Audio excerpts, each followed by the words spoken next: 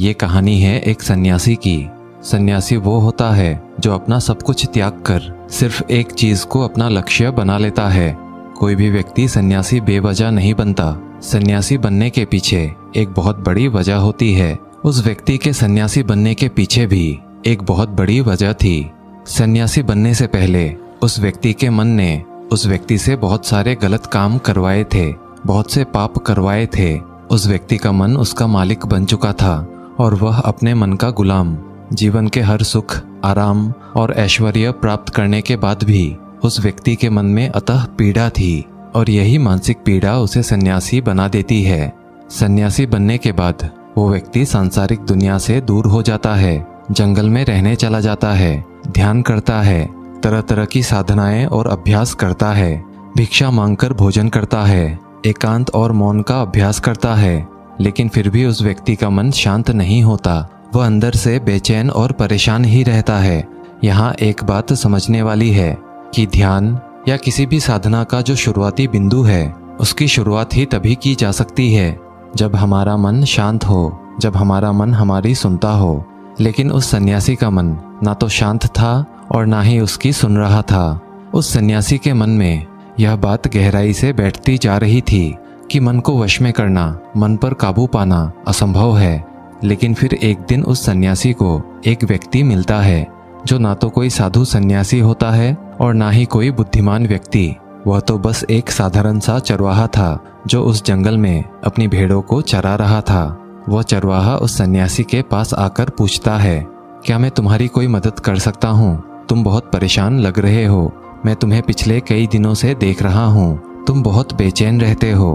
अगर तुम चाहो तो मैं तुम्हारी सहायता कर सकता हूँ। चरवाहे की बात सुन सन्यासी कहता है, भला तुम क्या मेरी मदद कर सकते हो?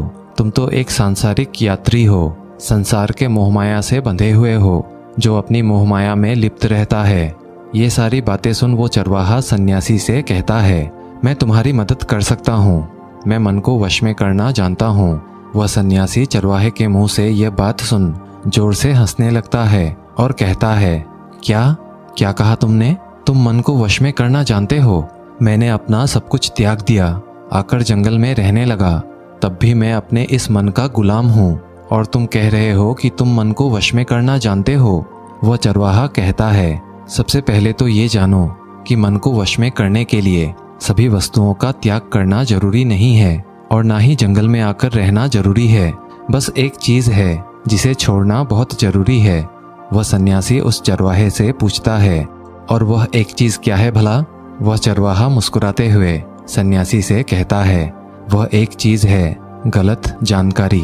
आज तक हमारे दिमाग के अंदर जो भी जानकारी गई है उसी ने हमारे मन का निर्माण किया है।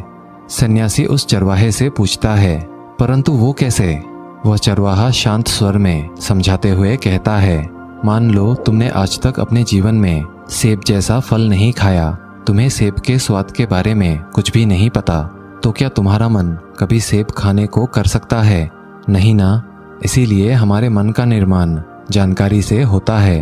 वह सन्यासी उस चरवाहे के बात से प्रभावित हो जाता है और उससे कहता है, क्या आप मुझे इस बारे में और विस्तार से समझा सकते हैं? वह चरवाहा उस सन्यासी से कहता है, अगर तुम अपने मन को वश में करना चाहते हो तो अब मेरी बातों को बड़े ही ध्यान लगाकर सुनना। तुम अपने मन को वश में तभी कर सकते हो जब तुम अपने मन की जड़ों को देख पाओगे। मन का निर्माण जानकारी से होता है और हमारे शरीर में जानकारी के 5 प्रवेश द्वार होते हैं। पहला, आँखें। हम अपनी आँखों से जो कुछ भी देखते हैं, अच्छा या बुरा, वो सब हमारी मन की याददाश्त में इकट्ठा होते रहता है। दूसरा, कान।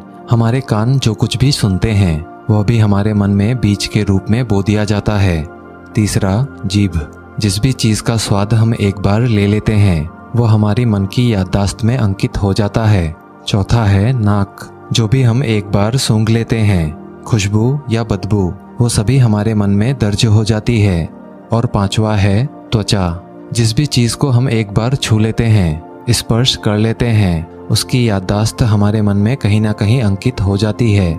इन 5 शारीरिक दरवाजे से जो भी जानकारी हमारे अंदर जाती है वह जानकारी बीजों के रूप में जमा हो जाती है और धीरे धीरे वृक्ष बन जाता है। हमारा मन मिट्टी की तरह है जिसमें बीज बोए जाते हैं, और हमारी बुद्धि बीज बोने वाले किसान जैसा है। अगर हमारी बुद्धि गलत जानकारी के बीज को सही जानकारी के बीज समझकर बो देगी, तो जब भविष्य में वो बीज वृक्ष बनेगा तो वह खराब फल ही देगा। तुम्हारा मन तुम्हारे वश में इसीलिए नहीं है क्योंकि तुमने पहले से ही अपने मन में बहुत सारे गलत बीज बो रखे हैं, और अब वो बीज बड़े वृक्ष बन चुके हैं। वह सन्यासी उस चरवाहे से पूछता है, तो अब मुझे क्या करना चाहिए, क्योंकि अब तक तो मैं बहुत सारे गलत बीज बो चुका हूँ और जो बोए जा चुके हैं उन्हें वापस निकाल नहीं सकता। वह चरवाहा उस सन्यासी से कहता है, अब तक तुम अनजाने में गलत बीज बो रहे थे, लेकिन अब जानबूझकर सही बीज बोना आरंभ कर दो। भीतर अगर हजारों बीज गलत हैं तो क्या हुआ, अब से लाखों सही बीज बोने के लिए तैयार हो जाओ। तुम्हें बस पूरे दिन इस बात पर ध्यान देना है कि इन 5 द्वारों से तुम्हारे भीतर क्या जानकारी जा रही है, और जो भी जानकारी जा रही है उसका परीक्षण करो कि वो सही भी है या नहीं। वह सन्यासी चरवाहे से पूछता है, ऐसा मुझे कब तक करना होगा? वह चरवाहा कहता है, पूरी जिंदगी भर। जिस प्रकार तुम हर दिन अपने पेट को अच्छा भोजन देते हो, उसी प्रकार तुम्हें हर दिन अपने दिमाग को भी अच्छा भोजन देना है, यानी सही जानकारी, और सही जानकारी से सही विचार। जीवन में तुम्हें हर दिन हर पल केवल 2 विकल्प मिलेंगे, जिसमें से एक विकल्प तुम्हारे लिए सही होगा और दूसरा गलत, लेकिन तुम्हें हर बार सही विकल्प का ही चुनाव करना है। हमेशा याद रखना कि सही विकल्प का चुनाव करते समय तुम्हारे भीतर पीड़ा पैदा हो सकती है, लेकिन वह पीड़ा बस उस समय ही रहेगी। इसीलिए चाहे तुम्हारे अंदर कितनी ही पीड़ा क्यों ना हो, तुम्हें हर बार सही का ही चुनाव करना है। जितनी बार तुम सही चुनोगे, उतनी बार तुम अपने अंदर एक सही बीज बोओगे, और जिस दिन तुम्हारे अंदर की सही बीजों की संख्या गलत बीजों के संख्या से अधिक हो जाएगी, उस दिन तुम्हारा मन तुम्हारे वश में होगा। लेकिन उस दिन के लिए तुम्हें आज से, अभी से अपना प्रयास जारी रखना होगा। वो सन्यासी तो उस चरवाहे की बातों को समझ जाता है, लेकिन क्या आप समझ पाए? दोस्तों, सन्यासी समझ जाता है कि जीवन में उसे जो भी निर्णय लेना है, चाहे उस निर्णय में उसे तत्कालीन तकलीफ ही क्यों ना हो, लेकिन उस सही निर्णय को अवश्य ही लेना है। इसी तरह से अगर हम अपने जीवन में सही चीजों का सोच विचार करके चुनाव करेंगे, तो हम अपने मन को अवश्य ही वश में कर सकेंगे। उम्मीद करता हूँ आपके लिए ये कहानी मूल्यवान रही होगी। कहानी अगर अच्छी लगी हो तो वीडियो को एक लाइक, और अगर आप चैनल पे नए हैं तो चैनल को सब्सक्राइब भी कर ही लीजिएगा। मिलते हैं अगले वीडियो में, तब तक के लिए धन्यवाद।